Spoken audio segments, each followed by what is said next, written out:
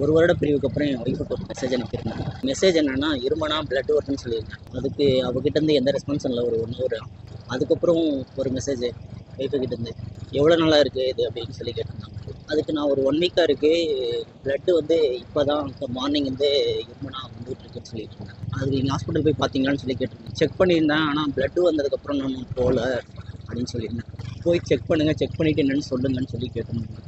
நான் போய் செக் பண்ணதில் எனக்கு இதுலேருந்து ஒரு விஷயம் என்னென்னா, என்னதான் உங்களுக்குள்ள ஹஸ்பண்ட் ஒய்ஃப்குள்ள பிரச்சனை இருந்தாலும் கொஞ்ச நாள் ஃப்ரீயாக விடுங்க.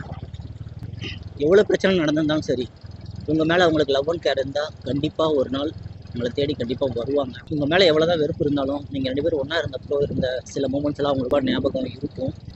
ஒரு நாள் கண்டிப்பாக அதெல்லாம் அவங்க யோசித்து பார்ப்பாங்க. அது ஒரு உங்ககிட்ட கொண்டு வந்து சேர்த்துடும். நம்பிக்கையாக இருங்க. அதுக்கப்புறம் மேட்ருக்கு வருங்க. நான் ஹாஸ்பிட்டல் போனால் அங்கே டிவி செக் பண்ணணும்னு சொல்லியிருந்தாங்க. ஜிஹெச்சில் செக் பண்ண முடியும்னு சொல்லி சொன்னாங்க ஃப்ரீயாகவே. எங்கள் ஏரியாவில் டெம்பரேச்சர் பார்த்தீங்கன்னா மார்னிங் டைமில் 14, 16 அந்த மாதிரி இருக்கும். இந்த மாதிரி டைமில் வந்து உங்கள் குழந்தைங்கள வந்துட்டு நீங்கள் சேஃபாக பார்த்துக்கோங்க. வெளியே அதுவும் அங்கேயும் கூட்டிகிட்டு சுற்றிட்டு இருக்காதிங்க. அவங்களுக்கு அவங்க சேஃபாக ஃபுல்லாக மாஸ்க் இந்த மாதிரிலாம் போட்டு வெளியே கூட்டிகிட்டு போங்க.